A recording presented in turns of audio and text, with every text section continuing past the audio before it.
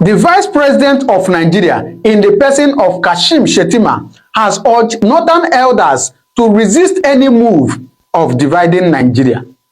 Oh yes, what this simply means is that the Vice President is telling his brothers from the north not to agree to any option of dividing Nigeria.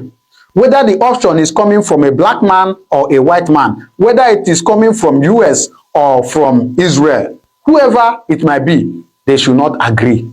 Now, the question is why?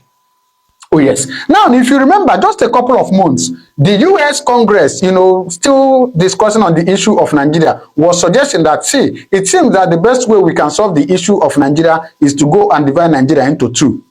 Now, after that statement, so many northern elders frowned at that statement. And now, the Vice President is telling the northern elders not to agree to division. The question is, why? Please, I beg you to stay with me because this is very, very interesting. Oh yes. Now, to the news, it says, let's see what it says. Resist moves to divide Nigeria, Shettima tells Arewa leaders. So you see it, that he told them to resist move. They should not agree to anything or any option of dividing Nigeria. Now, to the news improper, it says, let me zoom it so we can read it together. It says, the Vice President, Senator Shettima, has urged the Arewa Consultative Forum, ACF, to stand in solidarity with President Bola Ahmed Tinubu's renewed hope agenda. All right, so Shettima is now campaigning for Tinubu. Of course, he's Oga at the top, telling his people, the Arewa Consultative Forum, to stand strong with the renewed hope, Tinubu's agenda. All right? According to him, there is no better time than now for the leaders of the North to stand together as one in support of efforts by the Tinubu administration to wrangle the nation out of the economic and social mirage it was hitherto immersed in. So, Shettima is telling his brothers from the north to please stand strong with Tinubu's administration, that it is now that they have to stand strong so that they can wrangle the nation out of economic and social mirage. You can imagine a society that has been wrinkled already, they want to, wrangle it out. Anyway, let's see what he says further. It went further to say, Senator Shettima, in a statement by his spokesman, Stanley Nkwocha, told members of the region's upper sociocultural organization to resist the antics of a few mischief makers to fragment the unity of Nigeria. So you can imagine, even his spokesperson is an Igbo person, Stanley Nkwocha. So through him, he was telling the leaders to please, avoid or resist antics of few mischief makers to fragment the unity of Nigeria. So he called those that are calling for the, disintegration of Nigeria, he is calling them mischief makers. It's all right. He went further to say, he distinguished greed and grievance as propounded by those he described as architects of modern conflict, observing that while some agitations arise from genuine grievances, seeking justice and fairness, others are fueled by greed, by the quest to exploit disorder for selfish gain. So he said that, yes, there are actually, genuine grievances, but there are those that are fueling some, agitations just for their own selfish gain. Anyway, I don't know the one he's talking about, but according to him, that is what he said. He said the task before the Tinubu administration was to spot the difference between genuine grievance and greed, to embrace legitimate cause for equality and inclusion, and to isolate the forces that seek to profit from chaos. So he said that the task before them is to first of all spot those that are in genuine grievance, and then those that are not in genuine grievance, they will deal with them. That is what he simply means. All right, so let's look at this part. It's just quite funny. We have proven time and again that our diversity is our strength, that our differences in tribe, faith, and geography are the very bricks that make this house of destiny we live in. It's all right. He said that our diversity is our strength. It's all right. He went further to say, this is why we must resist all attempts to divide or stir mischief among us. Our future depends on unity, and unity must remain our creed, he stated. The vice president assured the northern leaders that they are an integral part of the Tinubu-led federal government and that the administration is ready to partner with the Arewa Consultative Forum to advance the cause of the region and the nation. So, on a final note, this is what he said. This is just quite funny anyways.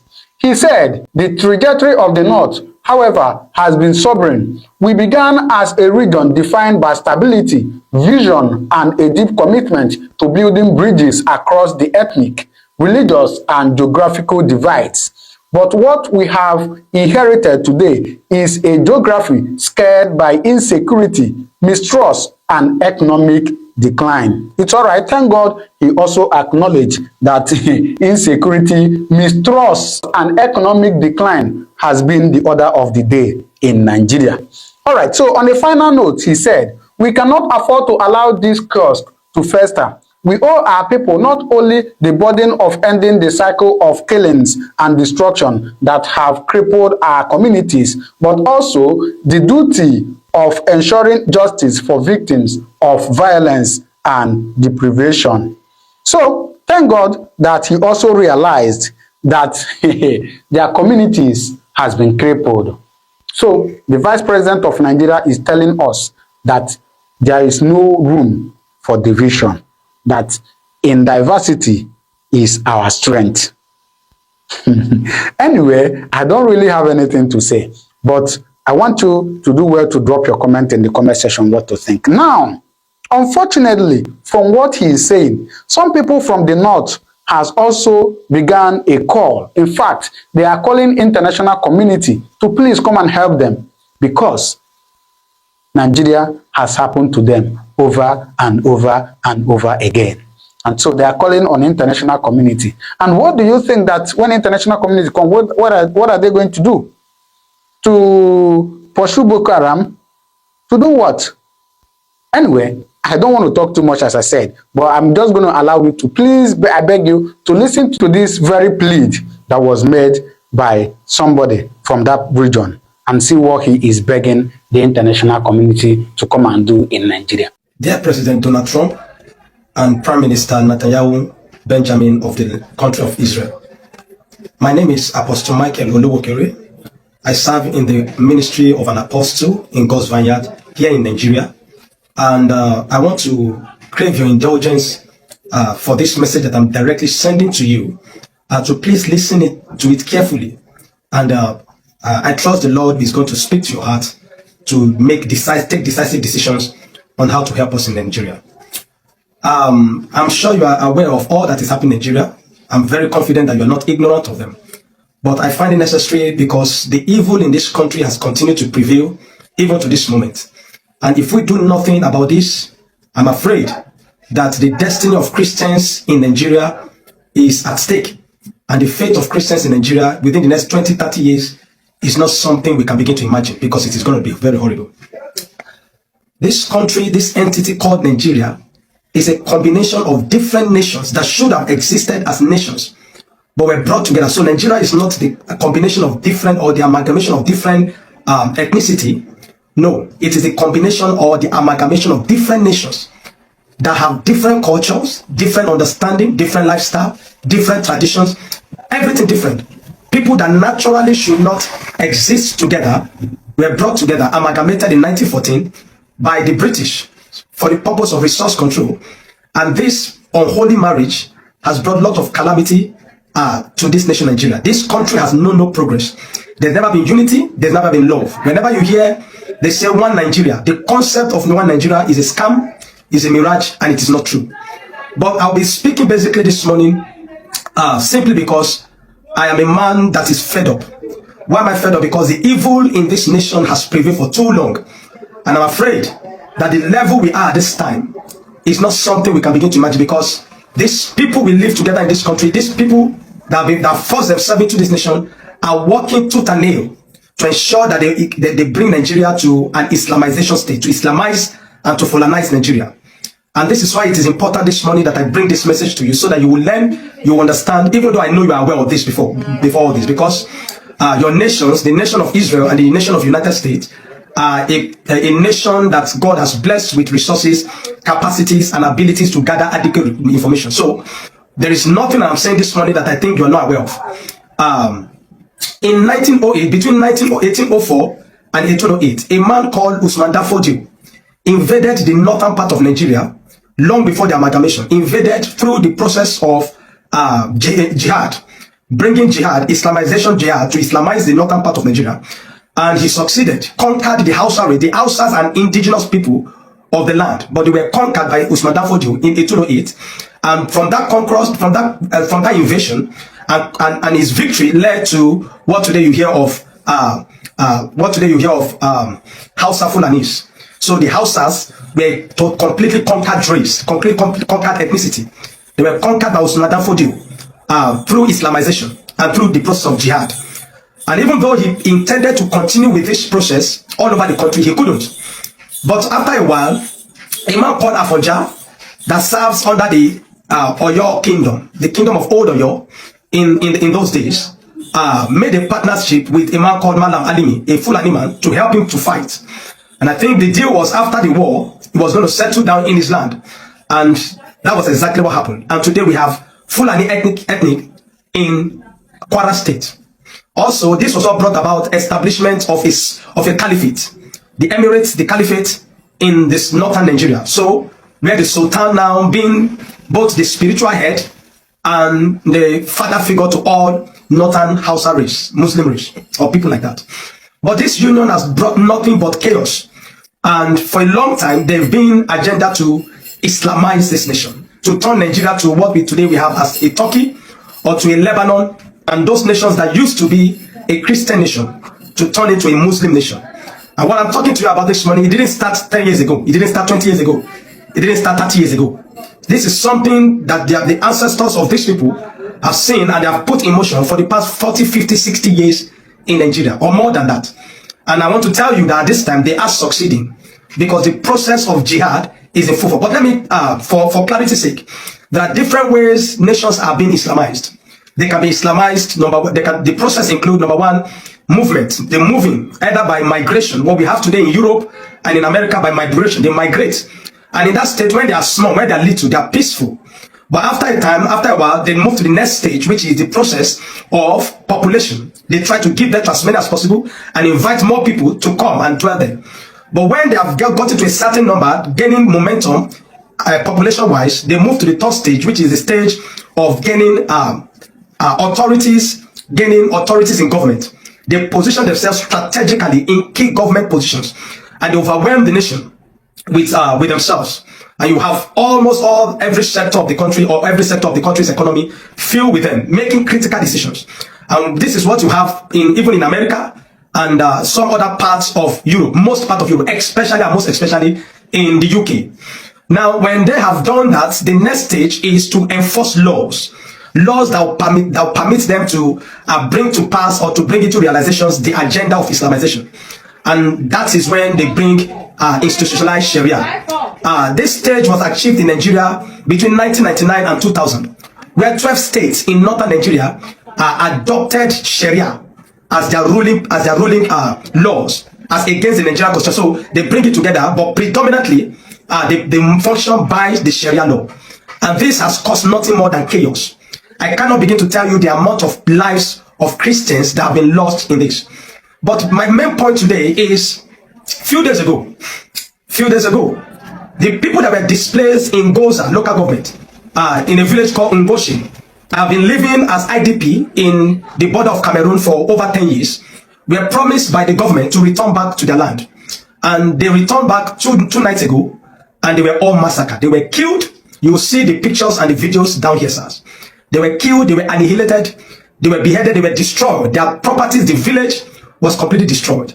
Now we have people that are responsible for this, which you know them. The dreadful Boko Haram. Then you have the Fulani jihadists.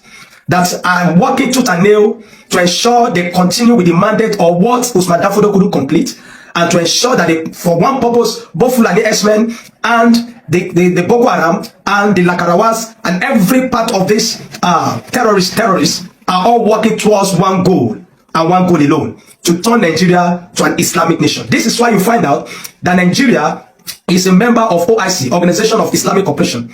Nigeria is supposed to be a secular state based on the Constitution of Nigeria. However, this is not the case. Nigeria is more of an Islamic state, or more of like an Islamic nation, than a secular nation, where you have both about 50% Christians and 50% Muslims being the predominantly practiced religions. However, the Christians have been subjugated. There have been genocide every part of this nation, especially in the north and in the middle belt part of Nigeria. The churches have been burned in their thousands and thousands. People, Christians, the vulnerable Christians, locals that are Christians, have been killed in their thousands and thousands. And you think you are the people that have been supporting this vision. There are people up there, the sultans, the men in government. And we have had many of them, including the late man Buhari, the President Muhammad Buhari, was part of the people that have been facilitating these things to ensure they bring the nation of Nigeria on its knees to submit to Islam. And now they're in the final stage of jihad. This is why you find out that there is killings and killings. I want to tell you, even though we see what is happening presently, what you're doing presently in Iran,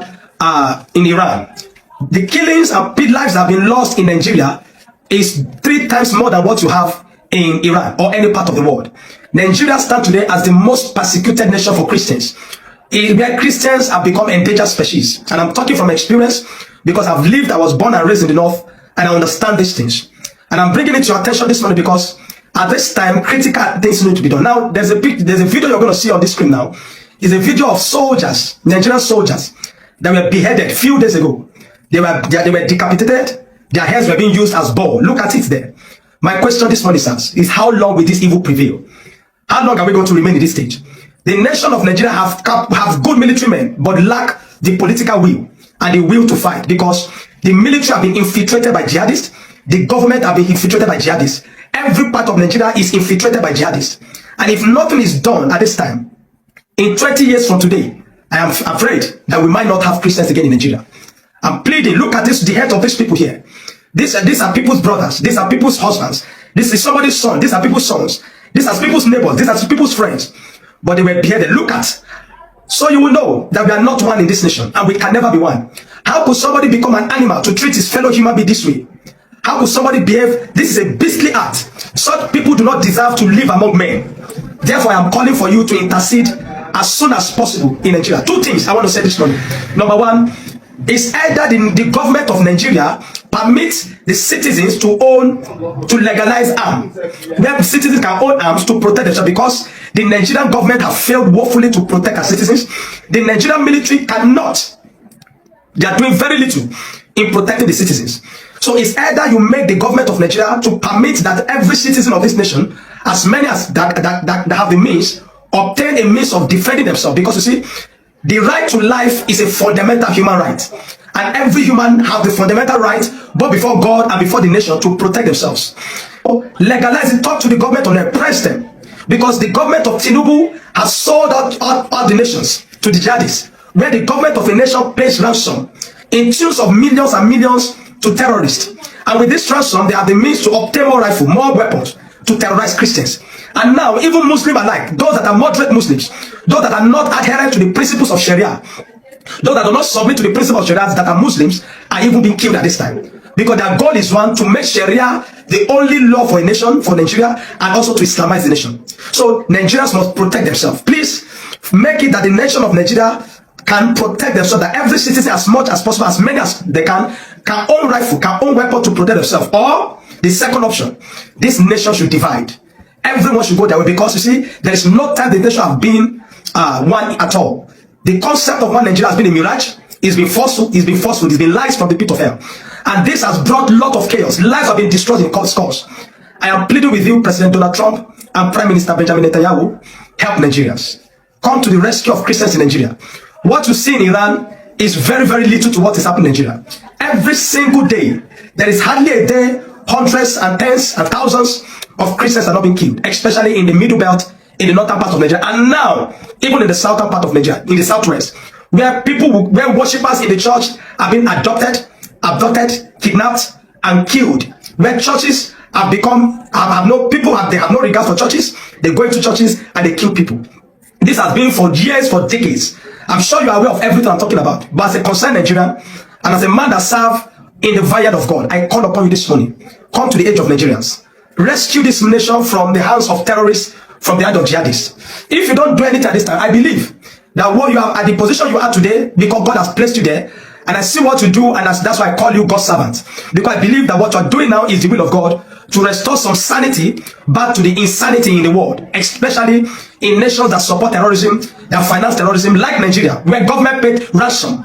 And we have key men that have risen high in government, that have played strategic role, that have played strategic and still play. They are instrumental to the establishment of Boko Haram. They were instrumental to the banditry, to the terrorism, and to the genocide in Nigeria. Most of them are governors. Some presently, some have served, some have been president, some have been prime minister, some have been chief of army staff, chief of defense staff, men that have held key positions in this nation. And they are there today. We need your help. I am tired of seeing bloodshed every day. I couldn't sleep. I saw this video, I couldn't sleep. This is why I'm making this video today. I lost my peace since yesterday. Because how could a human being do this to another human being in the name of a God? Nigeria can never be Islamized. Nigeria will never be Islamized. Not in my own time. Because evil have prevailed this long in the nation of Nigeria because the righteous men have been too quiet. So I'm pleading with you and I'm calling upon you. Ensure that every citizen in Nigeria can own a weapon, just like you have it in the Second Amendment of the United States, where citizens have the right to legally possess arms to defend themselves. The Nigerian government are doing nothing to protect the people. To them, it's all about power, embezzlement of funds, and re-election. To the military men, some being faithful, but most of them are overwhelmed by jihadists. We cannot continue like this. Let the nation of Nigeria split. Because like I said, we have never been one. The concept of one Nigeria has been a mirage. Let the nation of Nigeria split, or the citizens can possess arms to defend themselves. If the government cannot defend them, the military men cannot protect them, I think it is the right of the people to protect themselves. Please come to the help and aid of Nigerians at this time. It is getting worse every day, every single day. People in their thousands have been killed. Churches have been burned. Christians have become an endangered species. We cannot continue to live like this. I was a Muslim. I lived as a Muslim until when I was 21. And I tell you from experience that the motion of jihad, that the concept of jihad, that the mandate of jihad, trying to fulfill the vision of Usman Dafodio, so that the whole nation of Nigeria will become an Islamic nation. I want to plead with you, come to the help of Nigerians and rescue us from this calamity. Thank you and God bless you. Well, I want to start by commending the people of Southeast, the Igbo people, for listening to us yesterday. We are calling inside the courts, calling from courts, chatting that nobody should take laws into their hands because 80%, if not 90% of the people of Southeast, the Igbos, they are with Nnamdi Kanu. They know that Nnamdi Kanu is not a criminal, is not a terrorist. I want to commend them. That one is on that. Then secondly, Dr. Bat, you said that you know all that transpired yesterday. I beg to disagree. You don't know all that transpired yesterday. Because what you people, just like Vimbai commended the judiciary for allowing to stream the judgment live. Now you ask yourself, what stopped the judiciary from streaming the trial live so that people will understand what happened? But that one is a different ballgame. Just a moment. Just a moment. I didn't say that I know what transpired. I was not in the court. When did I say I know all that transpired yesterday? Okay. I just asked you to react to what happened yesterday. I didn't say so. Okay, sorry. Yeah. Okay, sorry. I was not in open court. Sorry, I would have known. I withdraw it. Yeah. Okay, sir. Okay, sir. Sorry, sir. Now, I also want to join, I want to call all well-meaning Nigerians to join hands into this matter so that the Court of Appeal will set aside this judgment. Doctor, but I want to tell you that as at yesterday, when the judgment was given, there in America, where our delegates were facing the U.S. Congress, one of the congressmen now raised this issue. He narrated the kind of injustice Nnamdi Kanu have suffered in the hands of Nigeria, as if the man is a Nigerian. So most of the times when we are talking, these people get information more than you. Let me just start by saying that Nnamdi Kanu has suffered the highest injustice any other person can suffer in the whole world, here in Nigeria, in his own country. One, he was enjoying his bail. Government, the prosecutor, who is prosecuting him, went to his house in Afaruku, unprovoked, and they killed 38 persons and left with 13 corpses as we speak.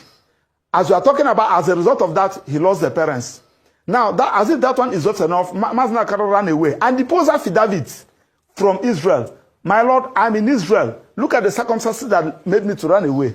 The affidavits who have it is in the court file. Please, if my Lord can guarantee my security, I will come back to face my trial. While that one was on, he was unlawfully brought back to Nigeria here. And the United Nations, through their special rapporteur, gave a decision saying that Mazin Nnamdi never is not a terrorist, Mazin Nnamdi never jumped bail, that as a matter of urgency, that Nigeria should release Mazin Nnamdi. They refused that judgment. Federal High Court in Umuahia look at all the whole matters we filed, and they said that Mazin Nnamdi should be released, and that federal government should pay Mazin Nnamdi 50 billion naira. As we speak to you, the federal government has not complied with that judgment. The same thing applied to Enugu High Court and what have you. I'm not talking about that of Kenya. Coming back to Nigeria here, we continue with the trial. Then Court of Appeal unanimously discharged Mazin Nnamdi, and they said that no court should try Mazin Nnamdi. Federal government refused to comply with that order, and they kept Mazin Nnamdi unlawfully for 9 days before they now file what they call motion for stay in a criminal matter, the first in history. Now, when they filed the motion for stay, the matter gets to Supreme Court. Supreme Court, in looking at all these things, Supreme Court made an decision. One, that Mazin Nnamdi never jumped bail. That court ought not have revoked his bail. And they condemned the attitude of military, sending Operation Python dance in his house and massacred many people there. All right. And they directed the Federal High Court, let me finish, let me make this submission, and they referred the matter back to Federal High Court to continue with the trial, with the intention that the matter will continue with the Honorable Justice Binta Nyako's court. So when we get there, Binta Nyako now recused himself. The matter now get back to Justice Omotosho. Mazin Nnamdi took a fresh plea. That plea Mazin Nnamdi took before Justice Binta Nyako is no longer effective. He now took a plea, a fresh plea, in a fresh court, starting de novo. Okay. Now that was where the issue of repealed law comes in. Okay. Okay. All right, thank you very much for breaking it down for us this morning. Now, you said as part of your statements that a significant number of people in the Southeast are sympathetic at best to the plight of Nnamdi Kanu. Now, in the interest of public peace, yes, and in the interest of national security, how should this matter be managed, pending when the next decision, whether to appeal or not, will be taken by Nnamdi Kanu? I say this because I believe that at the end of the day, what we want is to ensure that we don't further incite people to aggression or to violence, and that we are able to have some peace in the Southeast. Also, I'd like you to comment on the situation of the sit-at-home order. In terms of that regard, would you ask that people return, or we are hopeful that we will see an end to this Monday sit-at-home order in the Southeast? Well, I want to start by saying that the issue of sit-at-home, some people took advantage of Mazin Nnamdi incommunicado and be issuing unnecessary order. When this issue started, Mazin Nnamdi personally sent me to Europe to go and talk to Simon Ekpa that he should stop this sit-at-home. I think either in this studio or in another studio, where we also issue that whatever thing that you are doing, Nnamdi is not a party to it. Lucky enough, one day, the DSSS allowed Nnamdi to speak from the court. Nnamdi also made it very clear to everybody.